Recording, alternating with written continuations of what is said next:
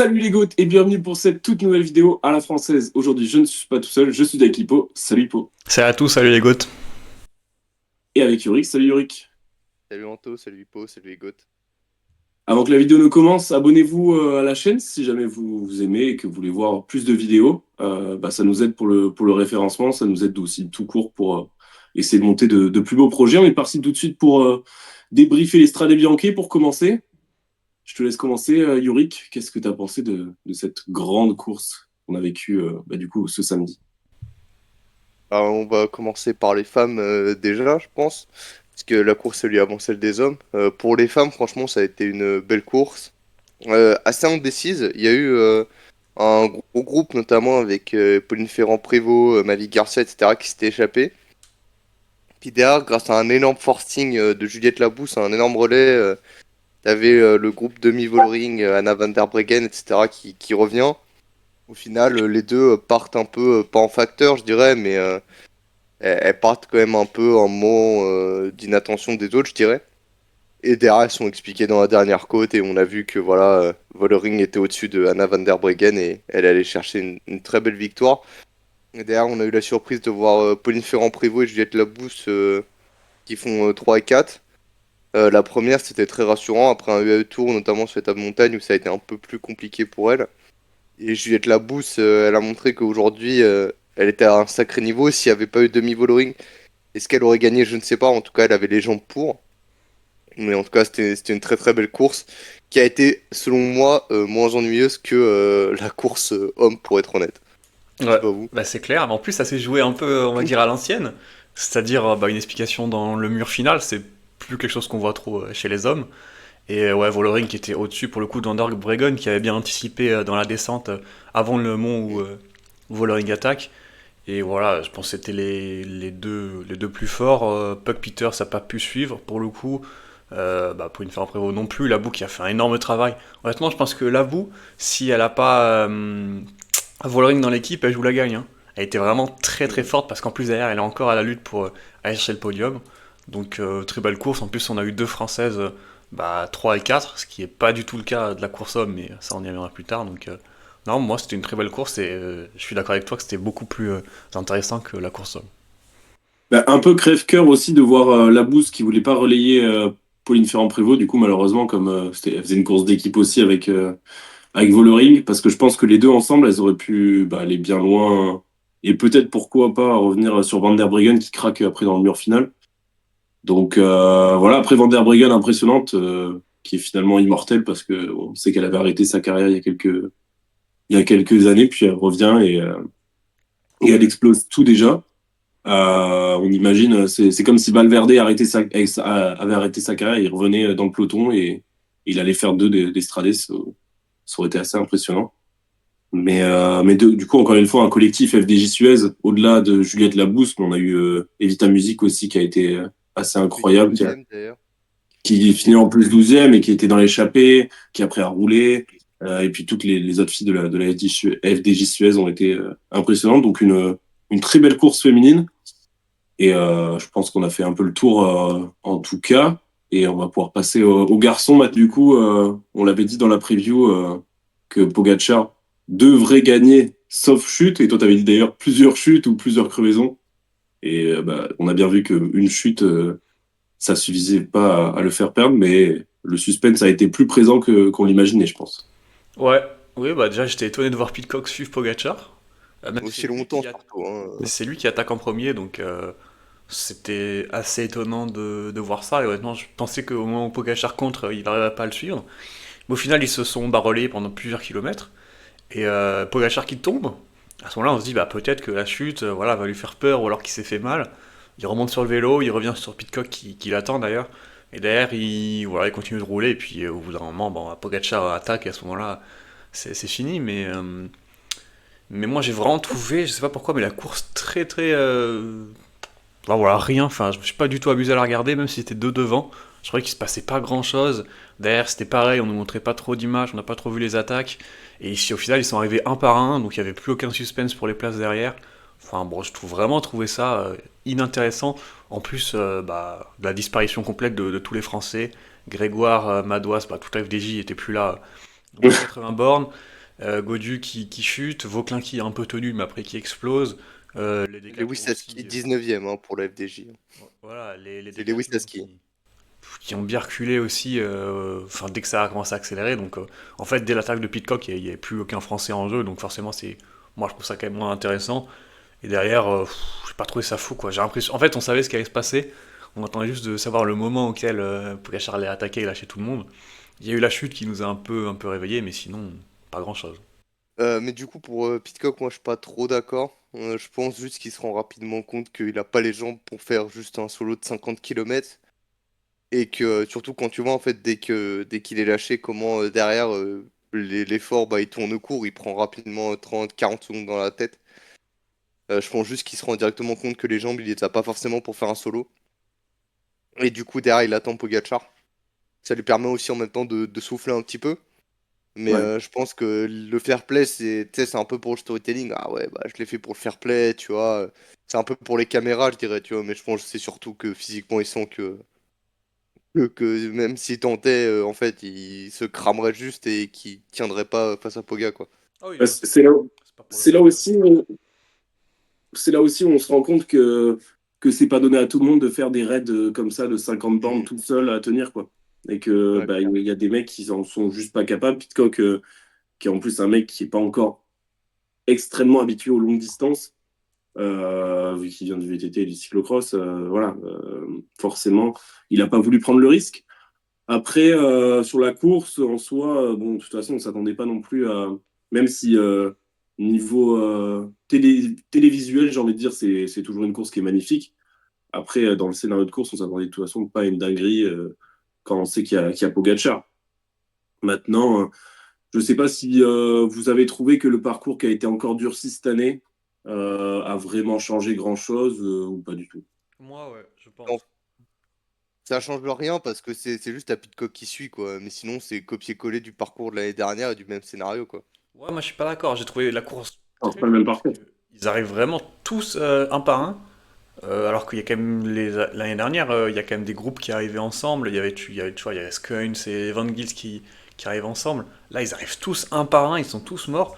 Et j'ai l'impression vraiment que même kilomètre 40, ils avaient plus rien quoi. T'as l'impression qu'ils roulaient à 2 à l'heure et tout. Donc moi je pense que le parcours a dû jouer. Et puis juste pour revenir à Pitcock, moi je pense que il avait les jambes pour faire le raid solitaire, mais il n'avait pas les jambes pour résister au retour de Pogacar. Parce que Pogacar serait revenu sur lui, donc ça il a très vite compris. Mais moi je pense que si c'est pas Pogacar dans sa roue, il part et on le revoit plus pour le coup, Oui, clair. Pitcock. Mmh. Donc voilà, sinon derrière, belle course de Wellens aussi, qui va chercher le podium. Ouais. On a même cru pendant un instant qu'il allait aller chercher Pitcock, mais bon, il a quand même pas réussi à faire ça. Bah, du coup, il est resté dans les roues pendant tout, depuis l'attaque de Pogacar jusqu'au moment où il attaque. Je crois que c'est à peu près à 20 km de l'arrivée, donc forcément, il s'était pas mal économisé. Et d'ailleurs, on a un Benini qui vient faire 4, Bilbao 5. Il y avait Adria qui explose complètement, qui finit, je crois, 9e ou 10e. Donc, Dixième, ouais. voilà, finalement, une fin de course assez anecdotique, honnêtement. On se rend compte quand même que par rapport à tous ceux qui disaient que c'était devenu une course pour grimpeurs et que on va dire les spécialistes du chemin blanc n'étaient plus trop mis en avant. Quand on voit Wellens qui est troisième, il y a Kort qui est sixième, Vermersch qui est septième, ça montre bien que enfin, cette course a toujours sa place pour des mecs qui sont bons sur les chemins blancs et qui sont très, très agiles, on va dire, sur leur vélo. Je pense que de toute façon, on a fait un peu le tour de ces stradés. Ouais. Et on va pouvoir passer à la preview de Tirreno qui commence, bah, qui a déjà commencé à l'heure où vous voyez la vidéo. Nous, on la tourne le dimanche. Mais du coup, un Tirreno Adriatico qui va être plus ouvert, je pense, que le Paris-Nice, avec bah, un peu une indécision sur le résultat final, même si on a quand même une grosse, grosse équipe UAE. Qu'est-ce que t'en penses, toi, Hippo? Bah, il n'y a pas Pogacar, pas Vingegaard, il n'y a pas Remco, donc théoriquement on pourrait se dire que la course est un peu ouverte, mais quand on voit Juan Ayuso au départ avec le contre-la-montre, on se dit quand même qu'il fait office de très très grand favori, donc j'ai du mal à voir quelqu'un le battre, personnellement, parce que je pense qu'il est meilleur en montagne que tout le monde, et qu'il est meilleur en chrono, donc à partir de ce moment-là, c'est dur de Mm. le battre quoi. Ouais, clairement, c'est clair que Ayuso fait office de grand favori. Maintenant, il y a aussi Adam Yates qui est là. Il y a Simon Yates également. Alors, Simon Yates, on sait jamais trop Ouais. sur quel pied danser avec lui, mais on peut se dire que chez Visma, c'est quand même un step-up pour lui en termes d'équipe, etc., je pense. Donc, moi, j'ai quand même hâte de le voir concourir cette semaine. Mais après, c'est clair que bon, il y a une belle start list, mais pas de quoi être non plus impressionné et se dire ah ouais, va y avoir une sacrée lutte. Je suis d'accord aussi. Je pense que Ayuso va remporter ce Tirreno. Maintenant, ça reste quand même l'intérêt d'ailleurs pour le podium. Par contre, va être vachement intéressant quoi. Ouais, après, je suis pas forcément d'accord. Ayuso, certes, a une grosse équipe, mais non seulement il va avoir Yates dans l'équipe. Après, je pense que du coup, le fait d'avoir le chrono, même si c'est qu'un chrono de 11 kilomètres, il aura forcément repris du temps à Adam Yates. Le Maintenant, chrono, il a gagné l'an passé d'ailleurs, hein. il y a des. Oui, ok, oui, oui, bien sûr, mais il y a des très bons rouleurs comme Antonio Tiberi, par exemple, qui, pour le coup, Bilbao aussi. et il y a Peyo Bilbao également, que t'adores, Hippo. Et pour le coup, je pense que ces deux-là peuvent. Ils font un gros début de saison, surtout pour Peyo Bilbao. Ils peuvent très bien jouer en équipe et pour le coup, il y aura moins chez Bahreïn cette question d'ego qu'il peut y avoir peut-être chez UAE où on sait que Ayuso est en plus pas le mec le plus apprécié. Et donc, pour le coup, je suis pas aussi convaincu que vous que Bilbao que Ayuso, pour le coup, va écraser cette course. Il y a quand même des noms qui peuvent, je pense, matcher. Il y a des Reggi aussi qui sera présent, qui a fait un gros début de saison. Il y a Giulio Ciccone qui, en plus, en Italie, c'est un peu tapine. Donc voilà. Donc, Ouais. Non, En, mais en fait, la seule question juste pour Ayuso, c'est qu'il est quand même assez régulier sur les courses par étapes d'une semaine. Je oui. me rappelle, je crois que c'est l'an passé ou il y a 2 ans sur le Tour de Suisse, Tour de Romandie, où il craque. Il y a 2 ans sur le Tour de Suisse, c'est pareil. Donc en fait, quand il y aura la grosse étape de montagne, l'étape 6 notamment, peut-être que là, il risquera de se faire avoir. Donc c'est vraiment ça le bon côté. Maintenant, voilà, on verra quand même quoi. Parce qu'il a été impressionnant en ce début de saison. Après, j'ai envie de dire comme toute l'équipe UAE, mais bon. ouais, mais moi en fait je pense que c'est le meilleur grimpeur de la start list surtout, donc c'est pour ça que j'ai du mal à le voir battu. Je trouve qu'il est meilleur partout Après, après. Il peut craquer, c'est sûr qu'il peut craquer, mais quand tu vois il y a un Carapace, il fait pas un énorme début de saison. Tu vois un mec comme Derek Guy, je pense que c'est un peu léger de chiconner sur un chrono risque de perdre du temps. Donc à voir, à voir. Peut-être qu'un Damiette va en profiter aussi. J'ai du mal à il y a tellement peu de courses en Pogacar, Vingegaard et Remco qu'on a un peu hum. oublié comment ça se passe quoi. Mais l'an dernier quand ils étaient pas là, c'était souvent Ayuso qui en profitait quoi. Donc, Après, il y a quand même Mikel Landa, on n'en parle pas. Il a fait ouais. 11e d'Estrade. Impressionnant pour une course qui est quand même. Bah, c'était la première fois qu'il faisait cette course et c'est pas vraiment son profil. Donc ça montre qu'il est quand même en grande condition. Il va avoir toute l'équipe Soudal, avec notamment Valentin Paré-Peintre pour rouler pour lui, je Et pense. Paul Et, Meunier. voilà, je voulais en parler, j'allais faire la transition justement. Pour les sprints, Paul Magnier qui sera là face à Jonathan Milan, par exemple. Ça va être l'occasion pour lui Ouais, je crois, ouais. de montrer que c'est lui peut-être le plus grand sprinter du monde et que c'est peut-être pas finalement Tim Merlier. Et que c'est peut-être Paul Magnier. Non, ça va être intéressant en tout cas de le voir se frotter au gratin du sprint. Donc voilà, il y a Olaf Koy aussi qui est Olaf présent. Koy, il y a Girmay aussi, il me semble, qui est Ouais, là. Ouais, Karma est là. Donc, ouais, Guirmail. donc une bonne start list du côté du Ouais. sprint. Milan part quand même avec un coup d'avance, je trouve, en vue de ce qu'il a montré sur l'UAE Tour. Mais pourquoi pas Meunier aller chercher des petites positions. Il y a des étapes qui sont pas complètement plates. Après, le problème c'est que Milan passe aussi plutôt bien Il y a les Van Der courses. Poel, hein. Attention Il à y Van a, Der il y a Poel. Van Der Poel aussi, ouais. Mais Euh, tu vois, l'étape 3 j'arrive pas à savoir. Typiquement, tu parles de ces étapes pas tout à fait plates. L'étape 3 pour moi, ça peut finir au sprint. Ouais. Et en même temps, je sais pas trop, tu vois, parce que t'as un mur de 1,6 km à 9%, mais derrière, t'as 18 bornes à 3%, quoi. Donc, j'arrive pas à savoir si ça va se finir au sprint, si ça va être un truc pour favori, tu vois. Genre, c'est assez compliqué quand même, hein. Ce genre Après, d'étape là. je pense que ce sera une explication en petit groupe quand même. Je vois mal un favori arriver à se détacher là-dedans. Peut-être un Van Der Poel, hein, mais sinon, je sais pas. À voir. Là, tu vois, si on Ou était un dans, Magnier, hein. dans PCM, un truc comme ça, ce serait celui qui arrive en haut de la montée qui gagne parce qu'après il y a la descente. Mais dans la vraie vie, Mm. je sais pas trop. Et on parle de Paul Magnier, il y a un autre Français aussi qui a fait l'Estradé mais qui a dû abandonner, c'est David Godu. Apparemment, ça n'avait pas l'air trop grave de ce qui est sorti. Mais vu son état de forme, peut-être qu'il a moyen de faire une belle performance. Ouais, après, moi, je vois un autre Français peut-être plus au-dessus que David Godu. C'est Kevin Vauquelin avec le chrono, Mm. qui Ouais. va vraiment être intéressant. Il a un peu flop hier au Stradé, mais bon, après, c'est pas forcément son profil non plus et son type de course favori. Mais je pense que ça peut être intéressant. Il y a Clément Berthet aussi, on n'en parle pas assez, je trouve, Il qui a a fait abandonné hier, je crois, sur l'Estradé, donc Clément il me semble Berthet qu'il a... Ouais, il me semble qu'il a été pris dans une dans la gamelle chute. aussi hier. Ah merde, ouais. Ouais, bon, en tout cas, s'il est à 100% de ses moyens avec son gros début de saison autour d'Andalousie où il fait deuxième du général derrière Sivakov, ça peut être intéressant. Des 4, ils ont quand même Stone Mittet aussi qui est pas mal. Donc après, on a Cocard aussi pour les Français. Donc non, une belle start list pour les Français et je pense qu'on va avoir moyen de faire des belles choses. C'est quoi, vous, votre prono pour le classement en général, en tout cas? Ayuso, 1. Moi, j'irais Ayuso 1. Honnêtement, je sais pas. J'irais Ayuso, Adam Yates, comme ça, et puis Simon Yates. Le tapin des grosses équipes. Ouais, moi je mettrais Ayuso en 1 aussi.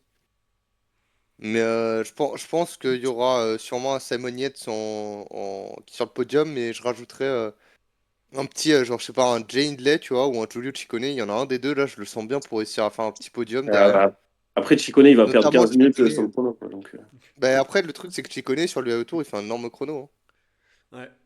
Donc, et le chrono, bon, le chrono d'ouverture, c'est 10 kilomètres.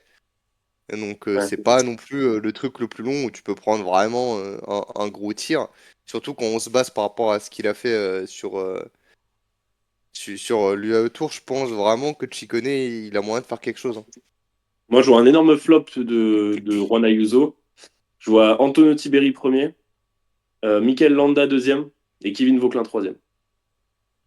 Kevin Vauquelin. Kevin Vauquelin, ouais. Pourquoi pas. Grâce au chrono et quand on a vu son début de saison où Ah il ouais, était mais la rentré. montagne, l'étape 6 là, l'arrivée au sommet, je pense que ça va péter, hein. Attention, il est pas mauvais, il est pas mauvais grimpeur. Ça me paraît un peu dur. Moi, j'aurais plus Godu devant Vauquelin pour le coup, et je me Ouais, dis que c'est peut-être la CPE dans l'année où on a peut-être le plus de chances d'aller la chercher. Même si ça va être compliqué. Mais. D'accord. Hein. Je suis pas d'accord. Il y a quand même des CPE, si on va autour de Pologne, c'est tapine, hein. ouais, mais Oui, oui, non, mais. tu t'envoies quoi comme quoi? Parce que je pense que nos grosses chances françaises, elles seront sur le tour. Ouais, non, mais moi, je pense vraiment que c'est. Après, on va dire plutôt des grosses courses par étape. C'est Hmm. là où il y a la plus grosse chance. Godu, moi, je pense que Godu peut gagner Tirreno Adriatico. Bon, après, il faudra un gros Godu, mais avec s'il est fort en Et que montagne. surtout, faut voir comment il revient, parce que là, il les enchaîne, les galères, le pauvre, la chute à l'entraînement, alors Hmm. qu'il était excellent sur le Tour d'Oman. Et là, t'as eu une chute à l'entraînement, là, t'as la chute hier sur Estradé, le pauvre, dès qu'il revient au top, bam, directement, à nouveau un coup de poids, c'est triste pour lui quand même, hein. Non, Après, clairement. je pense que il a dû chuter sur l'Estradé, à mon avis. Il a dû tomber, se faire un peu mal, voir que le peloton était loin. Il s'est dit, ça sert à rien de continuer pour rien. Donc, je pense pas que la chute l'ait vraiment handicapé. Ouais.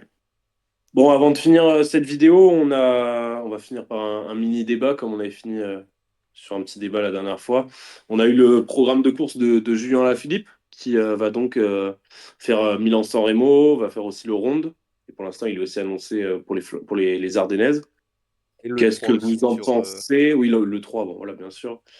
Qu'est-ce que vous en pensez? Est-ce que vous pensez que c'est une bonne idée et que ça peut faire de gros résultats pour Julien, Yorick? euh, en fait, je comprends l'idée pour lui d'aller sur le Ronde. Il a déjà dit plein de fois que c'est sa course un peu de rêve qu'il adore.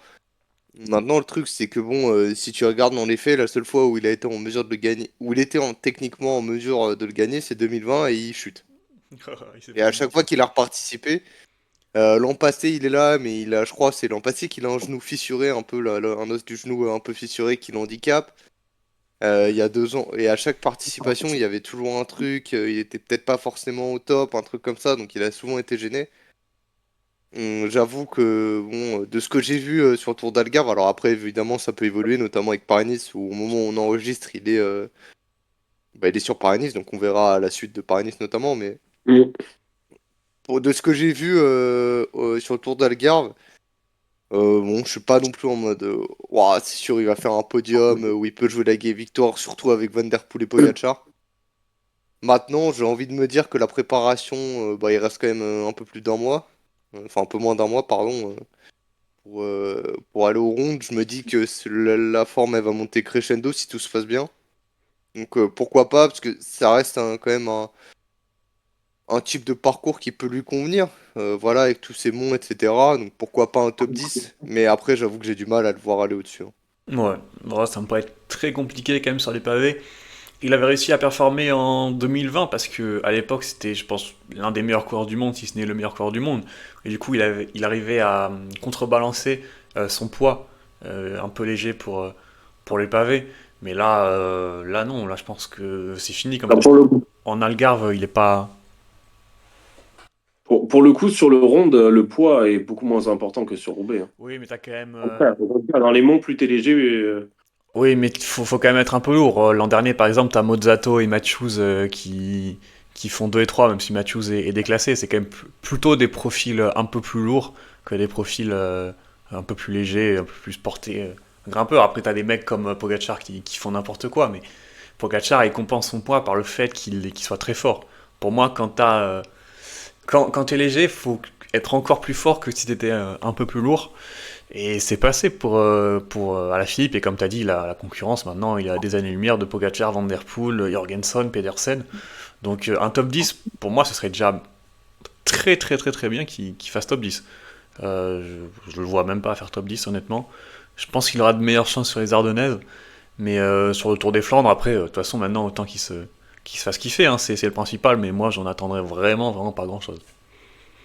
Mais en fait, l'intérêt, ça va être de voir s'il réussit à suivre un coup ou non, parce que je crois c'était l'an passé ou il y a 2 ans, t'as un gros groupe notamment avec Mats Pedersen, Stefan Kung qui prend les devants. Et du coup, t'es un peu dans l'incertitude en mode ah punaise, est-ce que ça va être un des mecs devant qui va gagner ou tu vois, s'il réussit, s'il y a un coup comme ça qui part et que Julien est dedans, moi franchement, un top 10 comme ça, je pense que c'est largement faisable. Après, si on parle d'un truc vraiment à la pédale, là ouais, je suis d'accord, un top 10 Compliqué, Bah, hein. compliqué quoi. Ouais, compliqué. pour le coup, on en parlera dans la preview du round, mais ce scénario est pourquoi pas envisageable quand on voit la faiblesse de l'équipe de Van Der Poel, qui pour le coup s'affaiblit encore cette année, je trouve. Ah, mais il y aura Euh, Poga. mais il y aura Pogacar, mais Pogacar n'a pas non plus la meilleure Ah, équipe il y aura Van Aert. sur le pavé. Oui, mais après, on peut toujours faire des scénarios. Mais si Van Aert affiche le même niveau qui n'est pas pour l'instant extraordinaire sur ce début de saison, pourquoi pas? On verra, en tout cas. Bon. Je pense qu'on a fait un peu le tour. Ouais, C'est ouais. Mm. déjà la fin de cette vidéo. On se retrouve du coup, je crois, jeudi pour parler des 10 coureurs à confirmer. Et puis on se retrouvera la semaine prochaine pour débriefer ces 2 semaines, ces deux courses, pardon, Paris-Nice et Tirreno. Abonnez-vous et puis on se redit à la semaine prochaine. Salut, Salut les Goth. gouttes. Salut.